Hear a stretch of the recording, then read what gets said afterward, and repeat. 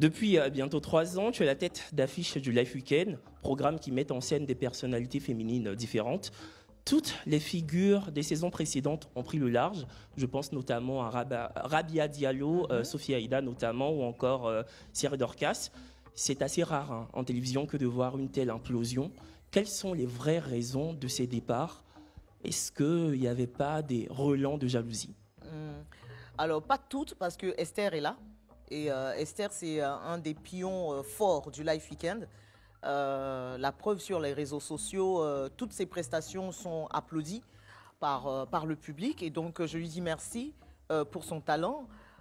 Écoute, je l'ai dit tout à l'heure, en fait.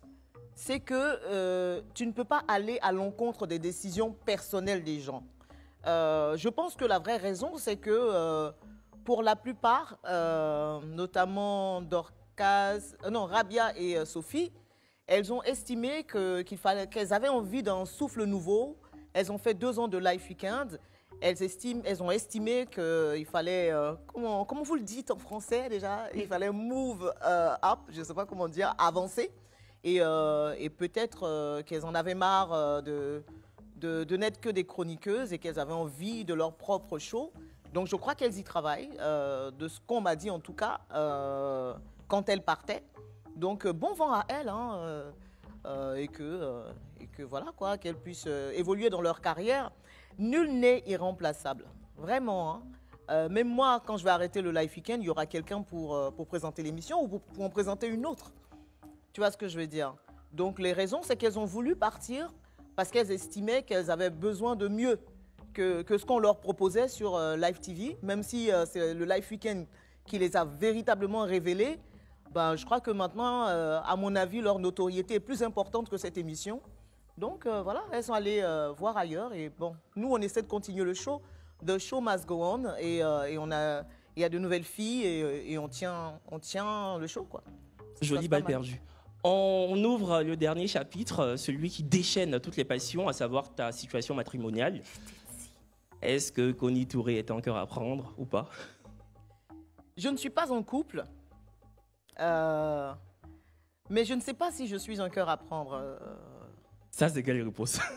Non, parce que... Mais vraiment, en toute sincérité, je n'aime pas me fatiguer. Je n'aime pas qu'on me prenne la tête. Je n'aime pas qu'on me fatigue. Tu vois? Du haut de mes 40 ans, Dieu merci, je n'ai pas vécu 1000 histoires, mes proches le savent, parce que j'ai une certaine pudeur pour ces choses-là. Mais j'ai connu des expériences et à chaque fois, c'est la même en fait. Je ne suis surprise de rien en fait. J'ai l'impression que les hommes sont prévisibles, que c'est le même schéma. C'est-à-dire qu'ils font mains et pieds pour être avec toi. Ils t'expliquent qu'ils ont envie de vivre avec toi. Tu sais, quand vous draguez là, comme vous faites là. Et dès le moment où tu commences à t'installer dans l'histoire, bah, ils vont trouver que bah, ils peuvent faire autre chose avec d'autres personnes. Et moi, ça me fatigue un peu. Ça me fatigue un peu l'esprit. Je suis quelqu'un de loyal et je suis vraiment exclusive. Ça, je crois que c'est mon plus gros problème, ça. C'est que je suis exclusive et je demande l'exclusivité avec mon partenaire. Donc, comme pour l'instant, c'est pas le cas. Je préfère me concentrer sur des choses et faire semblant de ne pas entendre tous ces cœurs qui crient. Parce que c'est la même chose, je te jure, mon frère.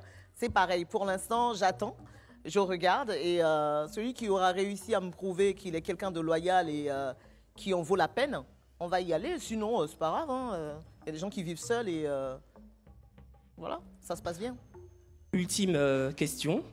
Si ce soir, on donnait l'occasion à la Connie Touré d'il y a 20 ans en arrière, qu'est-ce qu'elle pourrait dire à celle d'aujourd'hui? Waouh!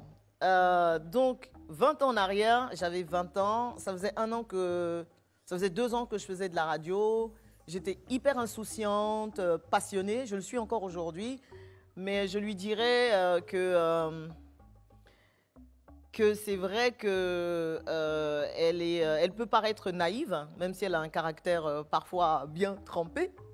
Je lui dirais de faire attention et que c'est pas tous ceux qui te sourient. C'est vrai qu'on a entendu cette phrase tellement de fois qui sont pour toi ou qui veulent de ton bonheur. Donc fais attention aux gens que tu vas rencontrer, fais attention aux gens qui font bien dans la flagornerie, qui vont te caresser dans le sens du poil parce qu'ils attendent d'obtenir quelque chose de toi. Et après, ils vont partir. Donc, continue à être comme tu es, mais garde un œil ouvert parce que le dehors est mauvais. Fais attention à